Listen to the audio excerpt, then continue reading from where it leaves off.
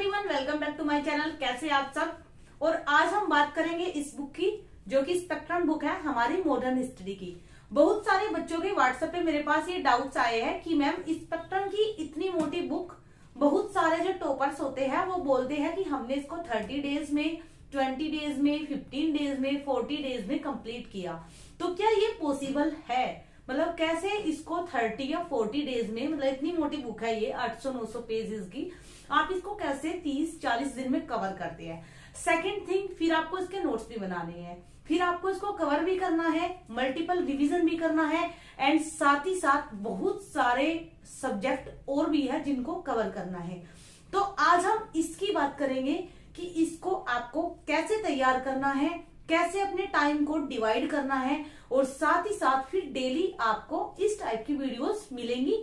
जैसे आपकी एम लक्ष्मीकांत की बुक हो गई, आपकी इकोनॉमी हो गई, मतलब जो भी मेजर सब्जेक्ट है, माइनर सब्जेक्ट नहीं। फॉर एग्जांपल इंटरनल सिक्योरिटी जैसे सब्जेक्ट को हम नहीं लेंगे, बट जो मेजर सब्जेक्ट है, प्रीलिम्स एंड मेंस, जो दोनों के पॉइंट ऑफ व्यू से मोस्ट इंपोर्टेंट है, उन टॉपिकों के ऊपर, उन सब्जेक्ट के ऊपर हम बात करेंगे।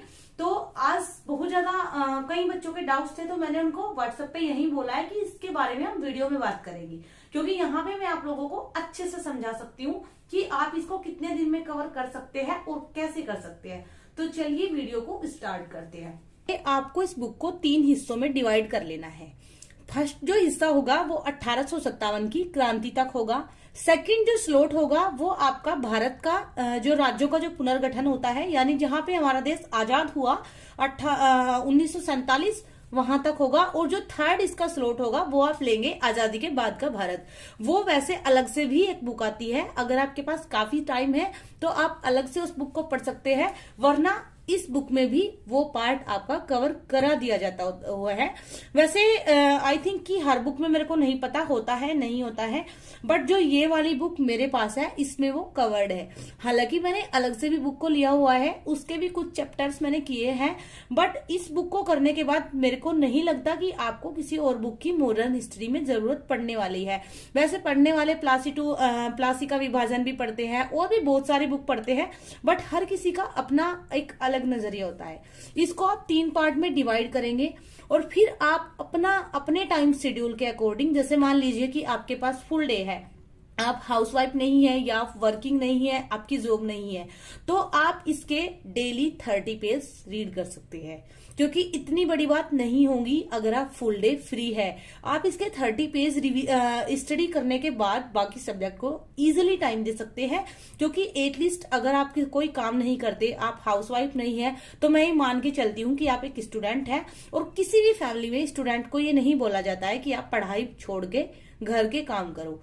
इसीलिए आप आराम से डेली के इसके 30 पेज पढ़ सकते हैं। अब आप 30 को मल्टीप्लाई करके खुद ही चेक कर सकते हो कि आप कितने दिन में इसको कवर कर सकते हो। 8 के 24 यानी कि 24-25 दिन, वही 30 डेज जो टॉपर्स बोलते हैं। तो एक तो आप जब भी टॉपर्स बोलते हैं, आप इस चीज पे ध्यान दीजिए कि वो मैरिड था या थी, या फिर वो फ्री थे, या फिर उनकी जॉब थी। किसी भी टॉपर्स की स्ट्रेटजी को या किसी भी एस्पिरेंट की स्ट्रेटजी को ब्लाइंडली फॉलो मत कीजिए। सबसे पहले आप अपने बैकग्राउंड का, उसके बैकग्राउंड से लेवल चेक कीजिए। जरूरी नहीं है कि सामने वाला 17 घंटे पढ़ता है तो आपको भी 17 घंटे ही स्टडी करनी है। फर्स्ट थिंग ये हो गई। उसके बाद आप इसकी जब फर्स्ट रीडिंग कर लेंगे, देखो टाइम पीरियड मैंने इसलिए बताया है क्योंकि अगर आपके पास दिन में 12-13 घंटे पढ़ने के हैं तो आप 30 पेज इजीली पढ़ जाते हो, क्योंकि पेजेस काफी छोटे छोटे हैं। आप लोग खुद देख सकते हो कि इस बुक के इस पेज के अकॉर्डिंग इसका पेज बहुत छोटा है, यानी कि 30 पेज का मतलब आई थिंक होता है 15 पेज। ओनली 15 पेज ही आप पढ़ेंगे, आपको ऐसा लगेगा। और जैसे जैसे आप जैसे कोई नोवेल पढ़ते हैं, मैंने तो बहुत सारे पढ़े हैं अपने ग्रेजुएशन के टाइम पे, आई डोंट नो कि आप लोग पढ़ते हैं या नहीं, बट जैसे कोई नोवेल पढ़ते हैं और उसमें इंटरेस्ट आता जाता है, ऐसे ही सेम आपको इसमें भी इंटरेस्ट आता जाएगा। और कब 30 से आप 35 पेज पे पहुंच जाओगे आपको खुद भी पता नहीं चलेगा। इसके बाद आपको क्या करना है, इस बुक को कंप्लीट करने के बाद फर्स्ट रीडिंग, फिर आपको इसकी सेकंड रीडिंग तुरंत नहीं करनी है। आपको अपने माइंड में रिमाइंड करना है कि क्या क्या इसके अंदर से आपको याद है। मैं ये बोलूंगी कि 60-70% आपके मेमोराइज होगा, बाकी का नहीं होगा। क्योंकि आई थिंक हम रोबोट नहीं है, ह्यूमन है तो सारा आपके याद नहीं हो सकता। उसके बाद आपको क्या करना है, एक रजिस्टर लेना है और उसमें आपको शॉर्ट नोट्स तैयार करने हैं।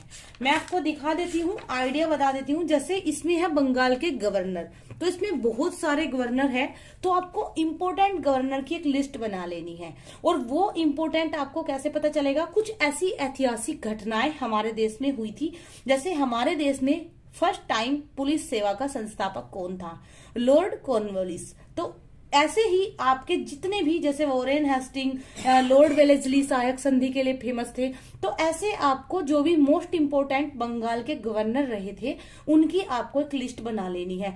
इसका फायदा कहाँ होगा, आपका प्रीलिम्स के टाइम में कुछ भी ऐसा क्वेश्चन आ जाता है कि सहायक संधि किस गवर्नर के द्वारा दी गई, प्रतिपादित की गई या दी गई, और उसमें ऑप्शन में आपको लॉर्ड वेलेस्ली दे देंगे, वॉरेन हेस्टिंग दे देंगे, लॉर्ड कॉर्नवालिस दे देंगे, जॉन सोर दे देंगे, और उसमें आप कंफ्यूज हो जाओगे अगर आपने उसको अच्छे से तैयार नहीं किया है।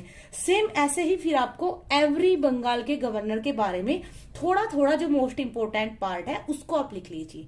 यानी फर्स्ट आपने लिस्ट बना ली, उसके बाद में उनके बारे में 2-2, 4-4 पॉइंट जो मोस्ट इंपोर्टेंट है उन्हें आप लिख लेंगे। ये चीज मैं इसलिए बता रही हूँ क्योंकि जब एग्जाम टाइम आता है उस टाइम पे आप इस बुक का मल्टीपल रिवीजन बिल्कुल भी नहीं कर सकते। भले ही आप कॉलेज स्टूडेंट है, भले ही आप हाउसवाइफ है तो भूल ही जाइए कि आप इसको एग्जाम टाइम पे रिवीजन कर पाएंगे। अभी जब स्टार्टिंग करेंगे तो लगेगा हम नोट्स कैसे बनाए, टाइम नहीं है, ये नहीं है, बट यकीन मानिए एग्जाम टाइम पे आप फ्रस्ट्रेट हो जाओगे क्योंकि इसका आप मल्टीपल रिवीजन नहीं कर पाओगे। ये चीजें मैंने खुद के साथ फील की है, इसलिए मैं लोगों को बता रही हूँ। उसके बाद बात आ जाती है 1857 का विद्रोह। अगर आप इस बुक में देखोगे तो विद्रोह कम से कम 11-12 पेजेस पे दिया हुआ है। यानी उसके कारण भी दिए हुए हैं, उसका स्वरूप दिया हुआ है, उसका वास्तविक कारक, उसकी कमियां, उसका परिणाम। अब आप मेरे को बताइए, अगर आपको मेंस में क्वेश्चन लिखना है तो 150 या 250, तो जब हमें लिखना ही 150 या 250 शब्दों में है तो फिर आपको 15 पेजेस लर्न नहीं करने हैं। आप सपोज कीजिए कि एग्जाम में आपके सामने क्वेश्चन है, उसमें आपसे कमियां पूछी गई है, परिणाम पूछे गए हैं, कारण पूछे गए हैं, तो आप कितना लिख सकते हैं। आई थिंक कि आप समझ गए होंगे कि हर एस्पेक्ट के 3 या 4 पॉइंट। सेम ऐसे ही आपको एक पेज पे नोट्स बना लेना है जिसमें भूमिका यानी 1857 का विद्रोह कैसे हुआ था, उसका स्वरूप क्या था, उसके तात्कालिक कारण क्या थे और उसका वास्तविक कारण क्या था, उसकी कमियां क्या रही थी और उसके परिणाम क्या रहे थे। उसके बाद आप आ जाते हैं 1857 की क्रांति के प्रमुख केंद्र। अब यहाँ पे अगर प्रमुख केंद्र की बात करें तो बहुत सारे थे। पूरी ऑल इंडिया के चारों तरफ कोने में ये क्रांति फैली हुई थी, बट इसमें कुछ इंपोर्टेंट केंद्र थी। जैसे लखनऊ में बेगम हजरत महल, कानपुर में नाना साहब, बरेली में खान बहादुर खां। ये कुछ ऐसी शख्सियत थी जो मोस्ट इंपोर्टेंट हमारे इतिहास में रही है, इनको आप डिनोट करेंगे। उसके बाद ऐसे ही चलते चलते हर चरण, उग्रवादी चरण, बंगाल विभाजन, 1909 का अधिनियम, होम रूल आंदोलन, असहयोग आंदोलन, चोरा चोरी कांड, इन सब पे आप आधे पेज का या एक पेज का एक शॉर्ट नोट्स तैयार कर लेंगे। यहाँ पे मैं आपको बताऊं, मेरे नोट्स शायद 32 पेजेस में खत्म हो चुके हैं। ये देखिए, भारतीय स्वतंत्रता अधिनियम 1947 पे खत्म हो चुके हैं। तो ऐसे ही आपको इस स्पेक्ट्रम को फिल्टर करके 32 to 35 पेजेस में खत्म करना है। अब इसका बाकी का अब क्या काम बचा। अब ये जो नोट्स आपके हो गई, ये प्रीलिम्स प्लस मेंस हो जाते हैं, क्योंकि इसके अलावा जो एग्जाम में आता है वो होती है आपकी करंट अफेयर।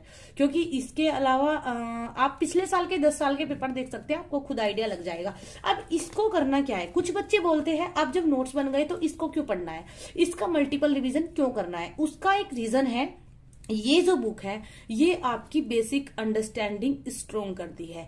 जैसे आप जब न्यूज़पेपर पढ़ते हैं तो आप चीजों को एनालाइज करना सीखते हैं कि हमारे देश में किस कोने में क्या कैसे हो रहा है। आपका अगर मान लो कि केरल में हमारी शिक्षा व्यवस्था अच्छी है तो वो क्यों हो रही है, वहां के जो मंत्री है वो कैसे काम करते हैं। बट अगर आप सीधा सुबह हेडलाइंस पढ़ते हो, टॉप 10, टॉप 100, तो आप एक एनालिटिकल नहीं कर पाते हो। सेम ऐसे ही जब आप नोट्स पढ़ते हो तो आप सिर्फ रट्टा, आप सिर्फ अपने एग्जाम के लिए करते हो, बट आपसे इंटरव्यू में भी क्वेश्चन पूछा जा सकता है, या फिर आपको चीजों को समझना है कि क्यों अंग्रेजों ने हमारे यहाँ रेलवे बिछाई, क्यों अंग्रेजों ने हमारे यहाँ पे पुलिस व्यवस्था को सुसज्जित किया। तो ये चीजें आपको सीखनी है, समझनी है, और वो यही बुक करती है। आप इसको second time, third time, fourth time, fifth time, जितना आप इसको पढ़ते जाएंगे उतना आप अपने ब्रेन को इतना स्ट्रोंग महसूस करोगे कि एग्जाम में कोई भी क्वेश्चन आ जाए मेंस का, आप उसको छोड़ के नहीं आओगे। यही मेन रीजन होता है इसके मल्टीपल रिवीजन का। तो इसका रिवीजन तो आपको करते रहना है टाइम टू टाइम। जैसे स्टार्टिंग में आप 20, 10, 30 जितना भी आपको करना है उतने पेजेस करिए, बट जैसे जैसे आप इसको करते जाएंगे आपको नहीं लगेगा कि आप 50 पेज भी एक दिन में कर सकोगे। यही एक तरीका होता है कि आप इसको 30-40 दिन में खत्म कर लेते हो, बट उसके लिए आपके अंदर डिसिप्लिन होना चाहिए कि आप 30 पेज एक जगह बैठ के इसके स्टडी कर सके। And now thanks for watching, keep supporting, keep loving, and now bye.